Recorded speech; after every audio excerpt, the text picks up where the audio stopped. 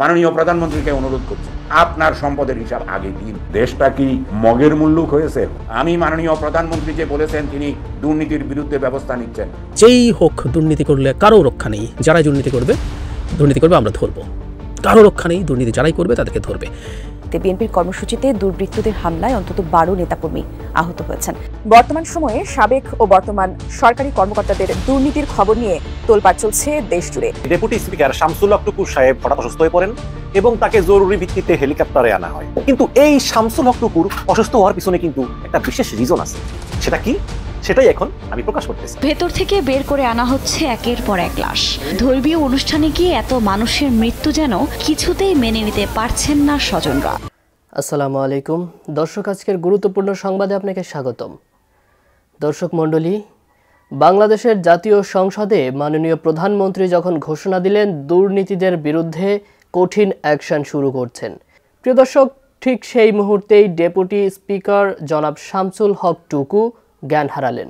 প্রিয় দর্শক, তিনি কেন জ্ঞান হারালেন? কোন খবরটি শোনার সাথে সাথে তিনি জ্ঞান হারালেন? দর্শক মণ্ডলী, বাংলাদেশে কিন্তু এখন দুর্নীতিবাজদের জন্য এক কঠিন ক্ষেত্র হয়ে দাঁড়িয়েছে।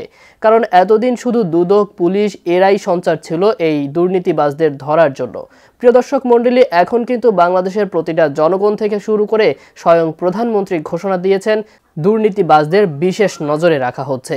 দর্শক মণ্ডলী, এমনই এক কঠিন মুহূর্তে ডেপুটি স্পিকার শামসুল হক টুকু কিন্তু জ্ঞান হারালেন এবং তাকে জরুরি মুহূর্তে হেলিকপ্টারে করে হাসপাতালে নেওয়া হয়। প্রিয় দর্শক, হঠাৎ তিনি কি এমন খবর শুনতে পেয়েছিলেন যে তার জ্ঞান হারিয়ে ফেলে?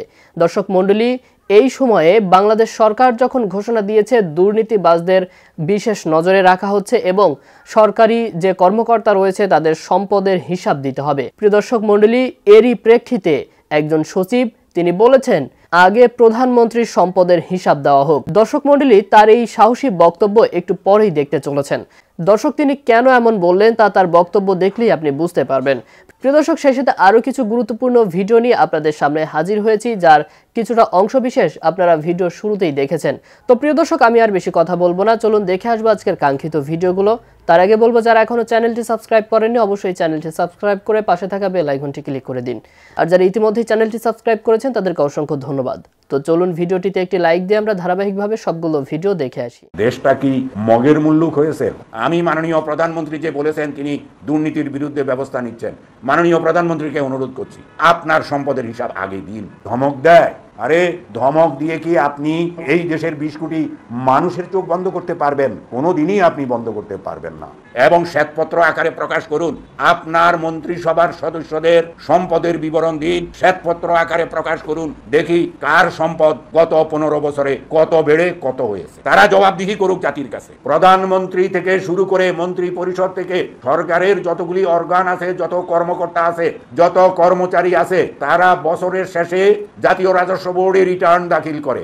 এই রিটার্ন পাওয়ার সঙ্গে সঙ্গে 1 জুলাই থেকে 30 জুলাইয়ের মধ্যে জাতীয় রাজস্ব বোর্ড শ্বেতপত্র আকারে তাদের সম্পদের বিবরণী এই দেশের মানুষের কাছে প্রচার করবে। তৎপরবর্তী বছর আবার তারা প্রচার করবে এবং দেখানো হবে যে তার সম্পদ কতদূর বেড়েছে, কিভাবে বেড়েছে, বৈধভাবে বেড়েছে না অবৈধভাবে বেড়েছে। তাদের সকলকেই করের এই বাধ্যবাধকতার আওতায় এনে তাদের হিসাব যদি যথাযথভাবে জাতির সামনে পেশ করা হয় এবং তাদের বিরুদ্ধে আইনগত ব্যবস্থা নেওয়া হয়, তাহলে অন্তত তাদের দুর্নীতি অনেকাংশে কমে যাবে।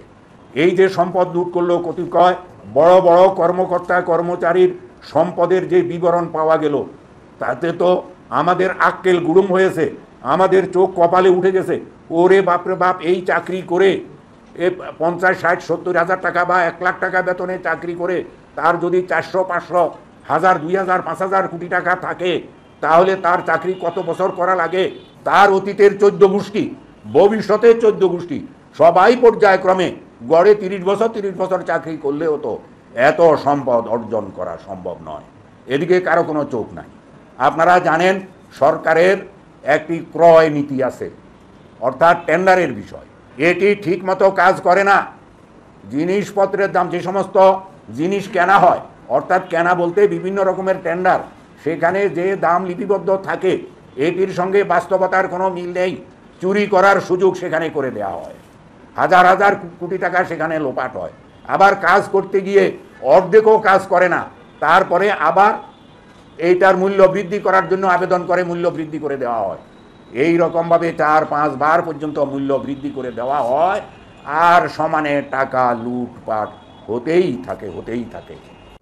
সম্প্রতি বাজেটের সমাপনী দিনে প্রধানমন্ত্রী সংসদে বক্তৃতা করেছেন এবং সেখানে তিনি দুর্নীতির বিরুদ্ধে কথা বলেছেন। উনি ইনফ্যাক্ট অনেক কথা বলেছেন, বাজেট নিয়ে অনেক কথা বলেছেন, সেগুলো নিয়ে আমি আগে জবাব দিয়েছি। কিন্তু রিসেন্ট দুটো ইস্যু নিয়ে উনি কথা বলেছেন। একটা হচ্ছে দুর্নীতি নিয়ে কথা বলেছেন, যেহেতু বহু রাঘব বোয়াল, রুই কাতলা ধরা পড়ছে দুর্নীতির জালে এবং সরকারকে সেগুলো স্বীকার করে বা সরকারের কোনো একটা পরিকল্পনার অংশ হিসেবে তাদের ধরপাকড় করার চেষ্টা হচ্ছে, দুদক লেলিয়ে দেওয়া হচ্ছে, তাই প্রধানমন্ত্রীকে দুর্নীতি নিয়ে কথা বলতে হয়েছে। আরেকটা হচ্ছে লোডশেডিং, যেহেতু প্রচুর হচ্ছে, লোডশেডিংয়ের ব্যাপারেও প্রধানমন্ত্রী সংসদে কথা বলেছেন। এ দুটো ইস্যু একটু অ্যাড্রেস করতে চাই। প্রধানমন্ত্রী দুর্নীতি নিয়ে বলছেন, আমরা দুর্নীতির বিরুদ্ধে অভিযান শুরু করেছি, যেই হোক দুর্নীতি করলে কারো রক্ষা নেই, যারাই দুর্নীতি করবে আমরা ধরবো, কারো রক্ষা নেই, দুর্নীতি যারাই করবে তাদেরকে ধরবে। আমরা একটু এই প্রসঙ্গে যোগ করতে চাই, কয়েকদিন আগে প্রধানমন্ত্রী একটা সংবাদ সম্মেলন করেছেন, সেখানে ব্যাংক খাতে দুর্নীতি সহ বিভিন্ন দুর্নীতি প্রসঙ্গে কথা বলতে গিয়ে তিনি কী রকম তার অ্যাটিটিউড টুয়ার্ডস করাপশন সেটা বুঝতে পারবো, এটাও খুব ইম্পর্টেন্ট। উনি বলছেন, কিছু মানুষের টাকা পয়সা এত বেড়ে যায় যে তারা টাকা দেশে রাখতে পারে না, টাকা বিদেশে রাখতে গিয়ে দেশ ছাড়তে হয়, এটা নেশার মতো হয়ে যায়। ওনার এক্সাক্ট বক্তব্যটা এরকম। কিছু মানুষ লোভী হয়ে যায়, টাকা পয়সা এত বাড়ে যায় যে দেশ বাদে বিদেশে রাখতে গিয়ে তারপর দেশ ছেড়ে ভাগতে হয়। সেই অর্থ বানিয়ে লাভ কি হলো? এতই অর্থ বানিয়ে ফেললো যে দেশেই থাকা যায় না, তাহলে লাভ হলো কি? এটা তো মানুষ চিন্তা করে না, নেশার মতো হয়ে যায়। এক্স্যাক্টলি বলছেন এই কথা। তার মানে প্রধানমন্ত্রী বলছেন মানুষের টাকা বানানো এক ধরনের নেশা, এবং তারা এত বেশি টাকা বানিয়ে ফেলে যে দেশে থাকতে পারে না, তাদেরকে রীতিমতো দেশ ছাড়তে হয়। যখন দুর্নীতির বিরুদ্ধে ব্যবস্থার কথা প্রধানমন্ত্রী বলেন, তখন আমার স্মৃতি 2019 সালে ফিরে যায়। আমাদের মনে আছে তখন কিছু লোকজনকে ধরা হচ্ছিল, সম্রাট, জিকে শামীম, এসব কাদেরকে ধরা হলো, এবং তখন দারুণ হাইপ, সব আওয়ামী লীগ করা লোকজন, তখন দারুণ হাইপ আওয়ামী লীগের দিক থেকে তোলা হয়েছিল যে একটা শুদ্ধি অভিযান চলছে। সেই সময় 2019 সালে প্রধানমন্ত্রী কি বলেছিলেন পড়ি, দুর্নীতি বিরোধী অভিযান আইওয়াশ নয়, অপরাধী যে দলেরই হোক অন্যায় করলে শাস্তি নিশ্চিত পেতে হবে বলে হুঁশিয়ারি দিয়েছেন। এটাও একটা সংবাদ সম্মেলনে বলেছিলেন। তখন আমাদের সালে শুদ্ধি অভিযান 19 সালে, এবং এরপর দুদিন পর কী হয়েছে আমরা খুব ভালো জানি। কিন্তু এই নিউজটা সার্চ করতে গিয়ে খুবই ফানি একটা নিউজ আমার সামনে এসছে। ফানি, প্রধানমন্ত্রীর দুর্নীতি বিরোধী উদ্যোগ সুদূর প্রসারী, কথাটা বলছেন বেনজির আহমেদ। উনি বলছেন, দেশ জুড়ে শুরু হওয়া চলমান শুদ্ধি অভিযানে বিভিন্ন এজেন্সি জড়িত, প্রধান এজেন্সি না।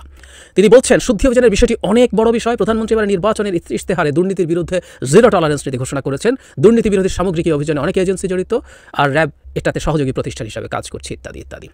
বেনজির সেই শুদ্ধি অভিযানকে এন্ডোর্স করছেন। কখন এন্ডোর্স করছেন? বেনজির তখন র্যাবের ডিজি, এবং র্যাবের ডিজি হিসাবেই উনি ওনার যাবতীয় কেনাকাটা, জমি জমা, সম্পত্তি, ফ্ল্যাট সব করছেন তখন র্যাবের ডিজি হিসাবেই তখন তিনি একজনের টেলিভিশন চ্যানেল দখল করছেন, ইত্যাদি ইত্যাদি, তাই তো? সো এই লোক প্রধানমন্ত্রীর শুদ্ধি অভিযানের পাশে দাঁড়ান, এবং প্রধানমন্ত্রী তখন র্যাবের ডিজি কী করে বেড়াচ্ছে সেটা জানতেন না। ধরা হয়েছিল কিছু চুনোপুটি, সম্রাট ঢাকা শহরে পোস্টার আমরা অনেক দেখেছি। একটা যুব লীগের একটা জোনের, ঢাকা শহরের একটা জোনের প্রেসিডেন্ট বা জেনারেল সেক্রেটারি, কিছুই না। আওয়ামী লীগের কত লোকজন আছে, তারা কিছু না। সেই শুদ্ধি অভিযান যখনই ধরা হলো, আমরা তখন একটা জিনিস স্পেকুলেট করেছিলাম, সেটা হলো এরা আওয়ামী লীগের অন্তর্গত কোনো সমস্যার কারণে সমস্যার বলি হয়েছেন। কারণ ওই সময় যে মানুষজনকে ধরা হয়েছিল, ধরে নেওয়া হচ্ছিল তারা একটা নেক্সাসের পার্ট, তাদেরকে আসলে সাইজ করার জন্য এই কাজটা করা হচ্ছিল। এসব শুদ্ধি অভিযান আসলে কিছু না। সুতরাং এখনও 2-4 জনকে যেহেতু ধরা হচ্ছে, 2-4 জনেরটা প্রকাশ্যে চলে আসছে, প্রধানমন্ত্রীকে এই কথাগুলো বলতে হয়েছে। এই যে প্রধানমন্ত্রী বলছেন তারা দেশে বসে এত টাকা কামায়, মানে আমরা তো প্রশ্ন করতেই পারি যে এত টাকা কিভাবে তারা কামায় দেশে বসে বসে, বছরের পর বছর। মানে আপনি কিছু যে হঠাৎ করে ফেলতে পারেন, কিন্তু এই পরিমাণ টাকা কামানো, এই পরিমাণ জমিজিরাত তৈরি করা, এই পরিমাণ সাম্রাজ্য তৈরি করা রাতারাতি করা যায়। সুতরাং প্রধানমন্ত্রী যখন এই ভাষায় কথা বলেন, এটা আমাদের কাছে খুব হতাশার। টোনটা এরকম যে এটা নেশার মতো হয়ে যায়, কি লাভ হলো টোলো, এগুলো আমাদের তো দেখার ব্যাপার নেই। এবং তারা প্রায় সব বিরাট অংশের সম্পত্তি দেশে নিয়ে রাখছে, সেই টাকা নিয়ে সে বিদেশে দারুণ শান শওকতে জীবনযাপন করছে তো। সুতরাং এটাকে কোনো ব্যাপার না, এইভাবে বলার কি আছে, বা এতে তার ক্ষতি হচ্ছে বা লাভ হচ্ছে না, এই টোনগুলো আসলে একজন প্রধানমন্ত্রীর জায়গা থেকে এক ধরনের প্রশ্রয়ের মতো শোনায়, তাই তো? আমরা তো এই প্রশ্নটাকে তো আসলে জবাব দিয়ে এটা করতে হবে, ওনার সরকার ক্ষমতায় থাকা অবস্থায় কিভাবে এই লোকগুলো এই পরিমাণ টাকা করেছে। কয়দিন আগে ডেপুটি স্পিকার শামসুল হক টুকু সাহেব হঠাৎ অসুস্থ হয়ে পড়েন, এবং তাকে জরুরি ভিত্তিতে হেলিকপ্টারে আনা হয়। তো আপনারা হয়তো বলতে পারেন যে এই ভাই, একজনের অসুস্থতার খবর এমন হাসি মুখে বলেন কেন, এটা কোন ধরনের বিবেক? কাহিনী আছে, একটু বলতেছি আর কি, টুইস্ট আছে, এটা পরে বলতেছি। পাবনার বেড়ায় একটা অনুষ্ঠানে হঠাৎ অসুস্থ হয়ে পড়া জাতীয় সংসদের ডেপুটি স্পিকার এবং পাবনা 1 আসনের সংসদ সদস্য, মুক্তিযোদ্ধা আবার অ্যাডভোকেট শামসুল হক টুকুকে জরুরি চিকিৎসার জন্য হেলিকপ্টারে ঢাকার সিএমএইচে আনা হয়েছে। শুক্রবার বিমান বাহিনীর একটি হেলিকপ্টারে তাকে ঢাকায় আনা হয়। জানা গেছে দুপুর 12টার দিকে তিনি হঠাৎ অসুস্থ বোধ করেন এবং এক পর্যায়ে অচেতন হয়ে পড়েন। তাৎক্ষণিকভাবে তাকে বেড়া উপজেলা স্বাস্থ্য কমপ্লেক্সে নিয়ে স্বাস্থ্য পরীক্ষার পর চিকিৎসার জন্য 3টার দিকে হেলিকপ্টারে করে রাজধানীতে আনা হয়। এখন বৃদ্ধ মানুষ অসুস্থ হইতেই পারে, কিন্তু এই শামসুল হক টুকুর অসুস্থ হওয়ার পিছনে কিন্তু একটা বিশেষ রিজন আছে। সেটা কি, সেটাই এখন আমি প্রকাশ করতেছি। আমি আপনাদেরকে খবরের কাগজ পত্রিকার আরেকটি সংবাদের দিকে দৃষ্টি আকর্ষণ করতেছি। এই খবরের কাগজ পত্রিকাটা কিন্তু বাংলাদেশের তথ্য মন্ত্রণালয় কর্তৃক নিবন্ধনকৃত পত্রিকা। সে পত্রিকাটা হেডলাইন করেছে যে ডেপুটি স্পিকার পুত্র আসিফের দেশ ত্যাগ, মানে দেশ ছেড়ে পলাইছে। শেখ হাসিনা এখন যে কারণেই হোক, আমেরিকাকে দেখানোর জন্যই হোক বা নিজের মন থেকেই হোক, দুর্নীতির বিরুদ্ধে একটা পদক্ষেপ নিচ্ছে। এটা তিনি সবসময় নিয়ে থাকেন। যেমন 18 সালের নির্বাচনের পরেও তিনি ওই যে ক্যাসিনো কাণ্ডের অনেকের বিরুদ্ধে ব্যবস্থা নিয়েছিলেন, তো সেটার মাঝে মধ্যে নেন আর কি। যদিও মানে যারা ছোটখাটো ওদের উপরেই নেন, কিন্তু যারা রাঘব বোয়াল ওরা কিন্তু ধরাছোঁয়ার বাইরে থেকে যায়, কারণ ওই রাঘব বোয়ালদের বিরুদ্ধে ব্যবস্থা নিতে গেলে তো ওনার খাওয়া থাকে না, তাই না? এটা তুমি ভালো করে জানেন। তো খবরের কাগজ পত্রিকা লিখেছে যে প্রায় 200 কোটি টাকা রাজস্ব ফাঁকির মামলায় গ্রেপ্তারি পরোয়ানা মাথায় নিয়ে জাতীয় সংসদের ডেপুটি স্পিকার মোহাম্মদ শামসুল হক টুকুর ছেলে SM আসিফ শামস সপরিবারে গত রবিবার 30শে জুন দেশ ছেড়ে পালিয়েছেন বলে অভিযোগ উঠেছে। তবে একটি পারিবারিক সূত্র জানায় শামস আরো কয়েকদিন আগেই স্ত্রী সন্তান নিয়ে থাইল্যান্ডের উদ্দেশ্যে ঢাকা ত্যাগ করেছেন। 191 কোটি 63,47,071 টাকা রাজস্ব ফাঁকির অভিযোগে 2022 সালের মে মাসে ওই পরোয়ানা জারি করা হয়। 2 বছরের বেশি সময় পর এই পরোয়ানা কার্যকরের উদ্যোগ নেওয়া হচ্ছে বলে খবরে আসিফ দেশ ত্যাগ করেন। তিনি পাবনা জেলার বেড়া পৌরসভার মেয়র। ও তার মানে বাবা সংসদের ডেপুটি স্পিকার, ছেলে আবার পৌরসভার মেয়র, মানে পুরো ফ্যামিলি একেবারে সব মানে ইয়ে করে ফেলাইছে। Voice over internet protocol VoIP ব্যবসা প্রতিষ্ঠান ভিশন টেল কোম্পানির চেয়ারম্যান আসিফ শামসের 2014 সালে জানুয়ারিতে দুদকে একটি অভিযোগপত্র জমা পড়ে। এতে উল্লেখ করা হয় যে VoIP লাইসেন্স ফি বাবদ তিনি BTRC কে 15 কোটি টাকা অগ্রিম এবং প্রতি বছরে 7 কোটি টাকা হিসাবে 3 বছরে 21 কোটি টাকায় অর্থাৎ মোট 36 কোটি টাকা দিয়েছেন।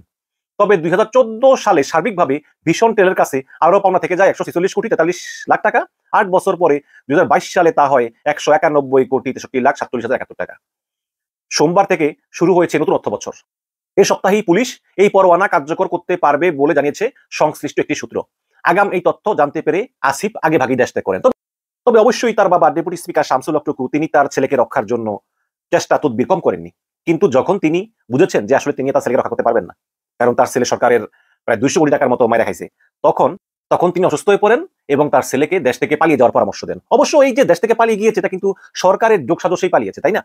ওই সরকার করে কি, মানে ওই যে আমেরিকাকে দেখানোর জন্য যে আমরা দুর্নীতির বিরুদ্ধে ব্যবস্থা নিতেছি, এটা করার আগে তারা আগেই দুর্নীতি আজকে বলে দেয় যে তুমি কিন্তু পালিয়ে যাও, তো আমরা আমেরিকাকে বলতে পারবো যে ও তো পালিয়ে গেছে। যেমন যে মতিউর রহমান শুনলাম মাথা নেড়া করে পালিয়ে গিয়েছে খাউড়া স্থলবন্দর দিয়ে, আবার অনেকে বলে দেশেই আছে, এইভাবে মানে পালিয়ে যাওয়ার সুযোগ দিচ্ছে আর কি। এখন এই আসিফকেও বলছে যে তোমরা পালিয়ে যাও এবং ওর জন্য ইমিগ্রেশন সব একদম রেডি করে রাখে যে কেউ বাধা দিবে না। পালিয়ে যাওয়ার পরে তারপরে গ্রেপ্তারি পরোয়ানা কার্যকরের উদ্যোগ নেওয়া হয়। এই হচ্ছে সরকারের দুর্নীতির বিরুদ্ধে জিরো টলারেন্স।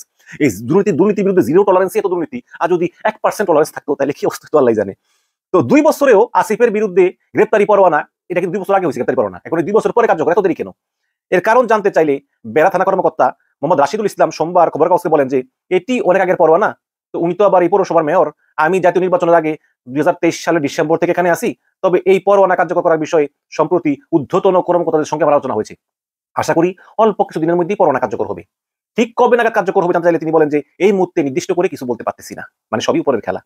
এই পরোয়ানা তামিল করার জন্য 2022 সালের 23শে মে পাবনা জেলা প্রশাসক কার্যালয়ের জেনারেল সার্টিফিকেট অফিসার এবং নির্বাহী ম্যাজিস্ট্রেট ফারিস্তা করিম নথিতে স্বাক্ষর করেন। এতে প্রয়োজনীয় ব্যবস্থা গ্রহণের জন্য অফিসার ইনচার্জ বেড়া থানাকে নির্দেশ ক্রমে অনুরোধ করা হলো, লিখে স্বাক্ষর করেন। ফারিস্তা করিম এখন চট্টগ্রামের সাতকানিয়া উপজেলার সহকারী কমিশনার হিসেবে দায়িত্ব পালন করতেছেন। তিনি খবর কাগজকে বলেন যে পাবনা ডিসি অফিসের জেনারেল সার্টিফিকেট কোর্ট এই পরোয়ানা জারি করে, জেনারেল সার্টিফিকেট অফিসার হিসেবে আমি স্বাক্ষর করি। রাজস্ব পরিশোধের জন্য এক্ষেত্রে চিঠি দেওয়া হয়, বারবার চিঠি দেওয়ার পরও সারা না পেলে সাধারণত আমরা গ্রেপ্তারি পরোয়ানা জারি করি। ওনার ক্ষেত্রে ঠিক কি হয়েছিল এখন আমার তা মনে নাই, মনে তো থাকবোই না।